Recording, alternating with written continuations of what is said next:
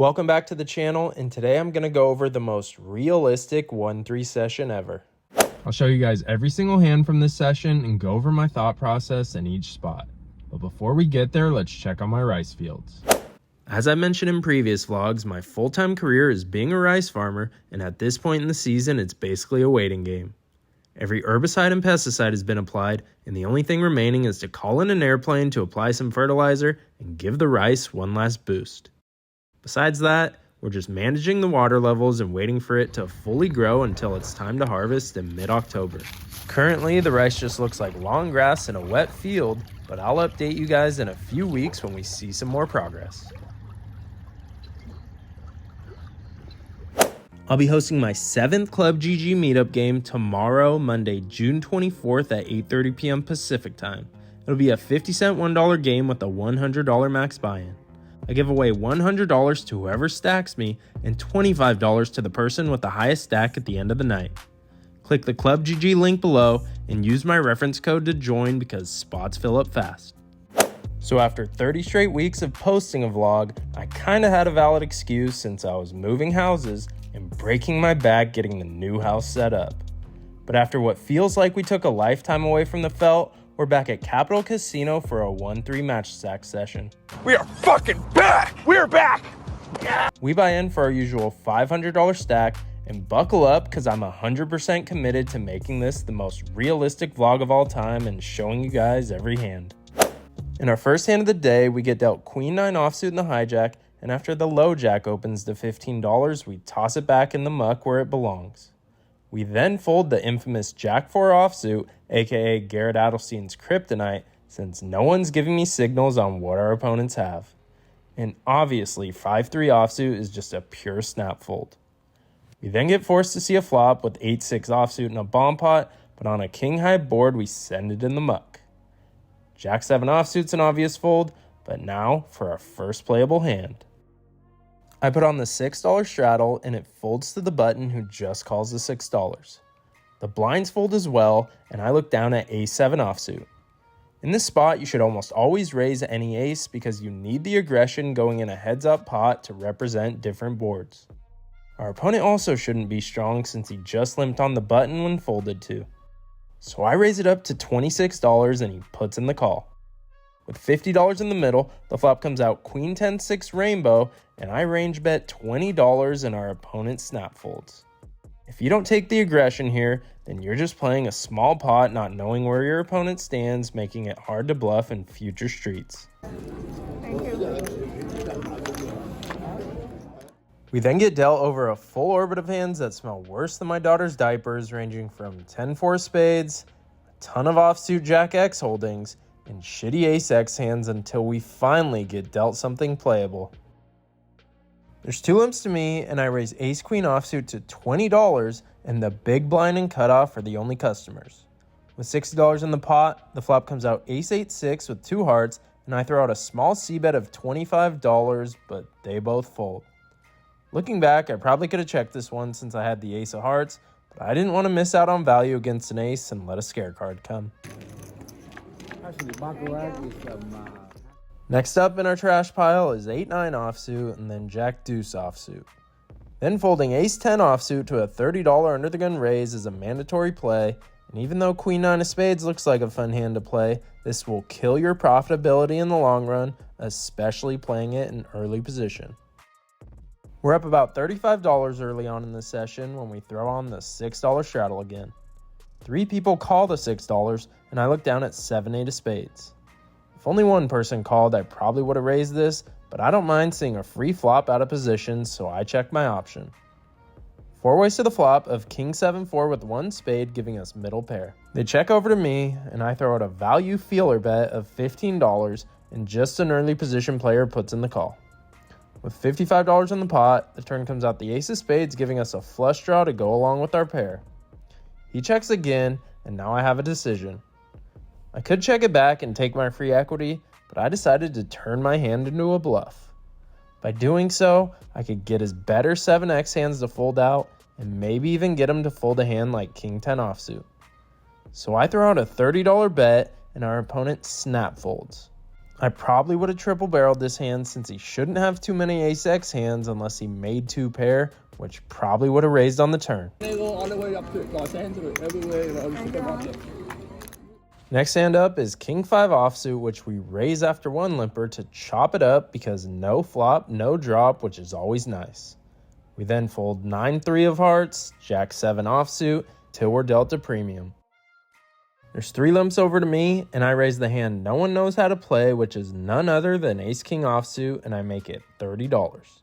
The first 2 limpers call, and they play a pretty solid pre-flop range, so I'm thinking they have small pocket pairs and some suited ace-x hands.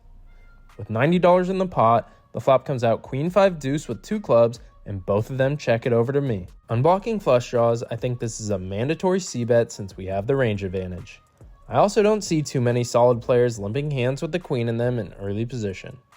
So I throw out a bet of $40 and both of them fold and we scoop in an easy $60 of profit. It's important to take note on what types of hands your opponents show up with in different spots because it'll help you determine if you could bluff. For example, if I got raised in that spot, I think our opponents would either have a set, a massive draw like ace-3 or ace-4 of clubs, and not much else. So to increase your win rate, you need to look for these little intricacies. And just like that, without even really making a hand, we're up over $100 in less than an hour. Next up, we fold ace-deuce of diamonds, king 3 of diamonds, and king 6 of diamonds from early position because these are hands I call blood diamonds because they could put you in some bad spots. We then get dealt 49ers back-to-back hands and obviously toss those in the muck better than Jimmy G with a wide open pass back in the day. Garoppolo airs it out. Sanders downfield is overthrown. After folding 10-5 of hearts to a $20 open, I'm going to need y'all to wake up because we finally pick up a real hand again. There's 1 limp in early position and I raise pocket 9s to $20 on the button. The small blind, big blind, and limp are all put in the call, so we're going 4 ways to a flop with $80 in the middle, and we get an amazing board of queen 9-7 with 2 spades. It's basically giving us the nuts because we would have heard from pocket queens. They all check to me, and on this board there's no way in hell I'm slow playing, so I throw out a value bet of $55 looking to get value from any queen X holding and charge all the straight and flush draws. Only the big blind puts in the call, so the pot is sitting at $190 and we're going heads up to a turn which comes out the ace of clubs. Our opponent checks it over again and the hands I'm putting him on are a pair of queens or the million draws out there. So I throw out a bet of $130 since I want to keep all his draws in there but not give him the correct price to continue. Our opponent does something I definitely wasn't expecting and jams all in. I obviously snap call and turn over my hand like I always do when I'm all in, and he asked me to run it twice. I'll never deny a request when someone asks, so we're going to see 2 river cards. The hands I'm putting them on are ace-x of spades, sometimes ace-queen for top 2 pair, and the rare set over set occurrence. The dealer burns and throws out the first river, which comes out the 4 of spades, and our opponent says that he got there. Okay, so there goes half the pot, and we now know our opponent has a flush draw. So we're hoping for a clean river on the second run out, but the dealer puts out the 2 of spades, which doesn't pair the board, and our opponent turns over ace-10 of spades for the nut flush on both boards.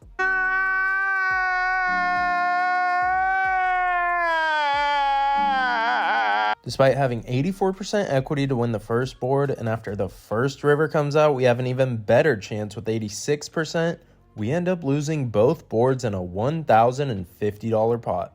Not to give you guys the bad beat stories that everyone hates to hear, but I've recorded every single session and every single hand I've played this year, and for those who have watched all my videos, you know that in these massive pots where I've been the huge favorite, I've been getting absolutely crushed in the majority of them. So if anyone knows what I did to piss off the poker gods or has any tips on how to turn my luck around in these big pots, drop a comment down below. With exactly $100 remaining in our stack after that massive pot, we add on $400 to get our stack back to $500, and we are into the game for $900 total. After that unfortunate result, we get dealt some more bullshit in Jack 5 offsuit, Jack Deuce offsuit, 6-4 offsuit, Ace 7 offsuit, queen deuce of clubs, and 8-4 offsuit until we finally get a playable hand. The action gets folded to the cutoff who open limps, and I raise queen jack offsuit to $15. We get a call from the big blind in the limper, and I bet $25 on a jack high board and take it down. To seat 9. Thank you. Then in this next hand, a tight player opens to $20 in early position, and despite having 2 Broadway cards and king jack offsuit, I toss it in the muck since his opening range has this hand dominated. Next up, 8-7 offsuit, which is trash, and queen 9 of diamonds looks pretty, but it's trash in my book, and then I take a quick break to the men's room because I stay hydrated.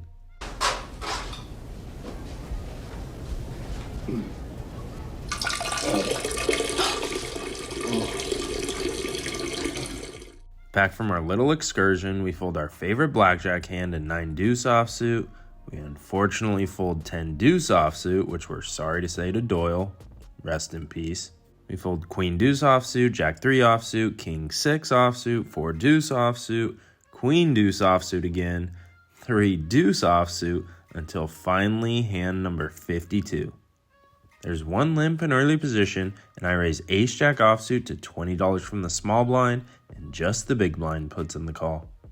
We go heads up to a flop, and we see a king jack deuce board, and I bet $20 and take it down. Thank you. The literal next hand, we see 2 limps, and I look down at ace jack of spades on the button and raise it up to $23. The small blind and cutoff put in the call, so we're going 3 ways to a flop with $65 in the pot, and the flop comes out king 4-3 with 2 spades, giving ourselves the nut flush draw. They check it over to me, and a king high board crushes my ISO range, so I throw out a bet of $40 and just a station in the cutoff calls. I've seen this guy call down with 3 streets with just middle pair, so I think he has a pair, 5-6, or the occasional weaker flush draw.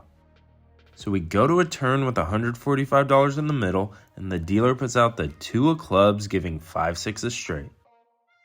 He checks again, and I don't see a point in betting against a station since I have 0 fold equity, so I check it back. The river comes out to 7 of clubs, and now our opponent bets $75, and there's nothing to do than just snap fold. After 2 limps, we get dealt our 3rd straight playable hand in ace-7 of clubs and raise it up to $20. The button and limpers put in the call, and the flop comes out 7-4-3 rainbow with 1 club. Action gets checked over to me, and with top pair top kicker, I throw out a $35 value bet, but now the first limper jams all in. This guy has been overplaying most of his hands and bluffing all session, so I'm getting ready to snap call, but now the second limper re-jams his stack, and now I have an easy fold. Board runs out inconsequential, and the second limper rolls over pocket 7s for top set. Honestly, just glad he re-jammed and let me get away easy. I would have had 2 pair by the river. I had a 7 too. So things obviously aren't going our way, so after folding 10-3 of hearts, we add on $100 and we're now into the game for $1,000 even. While we're getting our chips situated, I see 1 limp and raise pocket 8s to $25. Player to my left and the limper both call, so we go to a flop of king 6 deuce with 2 spades. I throw out a feeler bet of $25 and just the player to my left calls. Turn comes out the 10 of diamonds and it goes check check, and the river comes out the 9 of hearts, and I check for a 3rd time and win after our opponent shows ace-4 spades for the missed flush draw. Thank you. We then go on another folding spree. Queen 8 offsuit, fold. Queen 9 offsuit, another fold. 10-6 of hearts, she gone. Jack 7 of hearts, peace out. King 10 offsuit is I only play when I raise, so I'm never calling, so I fold that trash, and we finally get into a pretty interesting spot with hand number 63. In this hand, the guy who's been bluffing a ton decides to limp in early position, then a tighter player raises to $10 in middle position. I look down at 8-7 of clubs on the button and decide to just put in the call. Action gets folded back to the limper who also calls, so we're going 3 ways to a flop with a very playable hand in position. The flop comes out 8-5-3 with 2 spades, giving us top pair. The action player now leads out for $25, and the tight player puts in the call. I could fold here since the other player called, but for this price and position, I decided to stick around and put in the call. So with $105 in the pot, the turn pairs the board with the 3 of diamonds. The action player continues his aggression and now bets $85. The tight player folds, which I was very happy to see, and now I have to range our opponent. I don't see him leading out with a set or 2 pair on the flop against the tight player, so I'm counting those hands out. And I doubt he has an overpair since he'd raise that pre-flop. He might have a pair of 8s that wanted some protection, but I think all of his straight and flush draw bluffs would definitely take this line. So given his track record, I decided to stick in the call and see what happens on the river. With $275 in the pot, the river comes out to 6 of clubs, which I was pretty happy to see. But our opponent doesn't slow down and now bets $95. Since I counted out sets in 2 pairs, I thought for sure all of his 1 pair holdings would shut down and allow me to bluff since it looks like I have a draw. So given all that, I decided to flick in the call since I didn't see our opponent betting 3 streets without a monster. But boy was I wrong, because our opponent turns over ace-8 offsuit and gets 3 streets of value out of us. Unfortunately, action players have to have it sometimes or else they'd go bust, so given the player type, I'm not too upset with how I played this one. After missing with pocket 3s, folding 4 deuce offsuit and king deuce offsuit, we add on $200 and we're now into the game for $1,200 total.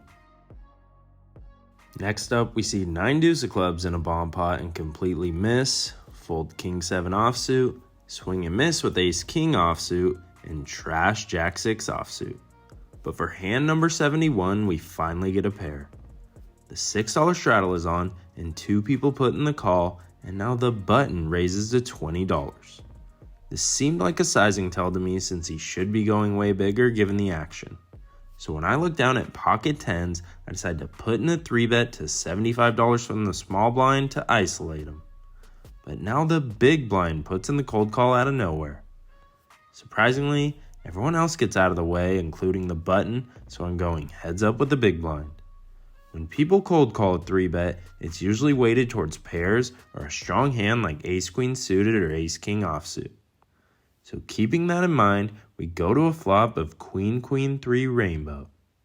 I'm pretty happy with this board, so I go to throw in a value bet of $75, but our opponent folds pocket 8s face up before we could even put the money in. It was nice to finally scoop in a decent little pot, so hopefully we could keep the momentum going. But after that, it looks like trash day is every day this week, because Monday we throw out 9-7 offsuit, Tuesday 5-3 offsuit, Wednesday 5-4 offsuit, Thursday 5-3 offsuit again, and Friday 10-4 of hearts. But we then get to hand number 77 when we look down at ace-3 of diamonds. I decided to limp this hand with the intention of seeing a cheap multi-way flop where I could flush over flush someone. 2 more people put in the limp until the button raises to $15. Like I said in previous vlogs, when people raise small in position, it's usually a sizing tell because their good hands want a little more protection. The big blind calls the $15, and now it's time to reroute and go with plan B to turn my hand into a bluff. So I put in the old limp re-raise to $90, simply representing pocket aces since this is usually the only time people make this move. And just like we drew it up, our opponents fold one by one. That was a pretty fun and easy way to profit $36 without seeing a flop. Like a boss. No heart. Big heart of a lion. Oh, of course it's hard. One of the hardest jobs out there. Is it? It was nice to get that through for a little confidence boost, but then we fold 7-4 clubs, 7-3 offsuit, 5 deuce of clubs, queen 8 offsuit, jack 8 offsuit, jack deuce of spades, 5 deuce of diamonds, 9-4 spades, and finally in hand number 86 we have ourselves a doozy. There's one limp in front of me and I look down at ace king of spades. I raise it up to $20 and the player to my left puts in the call. But now a player that just set down 3 bets to $120 in position folds all the way to the small blind, who was the action player who bet 3 streets with ace-8 offsuit, and he puts in the cold call to this massive sizing. Action's back on me, and let's be honest, there's $260 of money in this pot, and there's no way in hell I want to see a flop 3 ways, so that means there's only one move, which is all in for $625. Player to my left snap folds, and now the middle position player goes in the tank. He eventually decides to put in the fold, and now the action's on the action player. It looks like he wants to call, but he eventually folds as well. So the best case scenario for me happened because I take down $260 of dead money without having to see a flop. So after being stuck over $700, we're now stuck just over $300, looking to make a massive comeback. But unfortunately, we go on another folding spree of 8 deuce offsuit, queen 10 offsuit, king 6 of clubs, 4-3 offsuit, 5-3 offsuit, king deuce offsuit, king 7 offsuit, ace 6 of spades, queen 6 offsuit, 9-5. One eternity later. 4 deuce, ace 3 offsuit, 9 deuce offsuit, and for hand number 100, we did play it, and we limped queen 10 offsuit from the button, but completely whiffed a flop. But the card deadness continued. While I show these hands across the screen, this is just simply the reality of live poker. You obviously can't multi-table, so you just constantly fold hands one by one and hope that you have a fast dealer who can get you as many hands as possible per hour. I absolutely love live poker, but multi-tabling online is super awesome because you're never card dead. So for hand number 119, we finally see a pair with pocket 5s.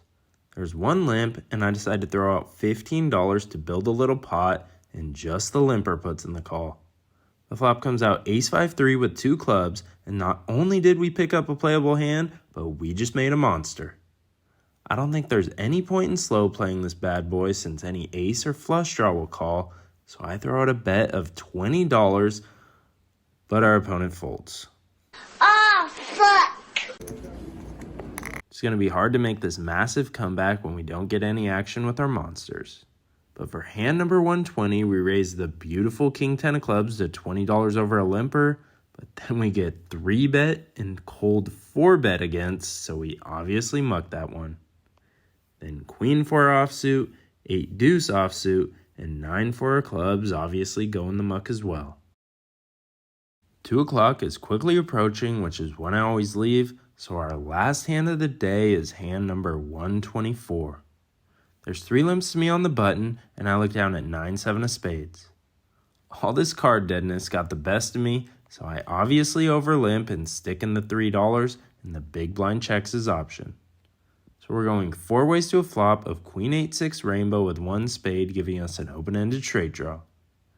When action gets checked to me, I throw out an $11 bet just trying to take it down, but 2 people put in the call. With $45 in the pot, the turn comes out the 9 of hearts, giving us second pair, and action gets checked to me again. Now that I have some showdown value, I decide to check it back. We go to a river, which comes out another queen. They check it over to me for a 3rd time, and sometimes I could throw in a value bet, but my hand felt pretty weak, so I decided to just check it back. Big blind turns over queen 7 offsuit for trips, and the cutoff shows jack 10 offsuit for the turn straight. So I was in last place with my 2 pair, and that was a perfect picture of how this session went. Let's finally get to the outro. I'm going to need you guys to remind me to never do that again.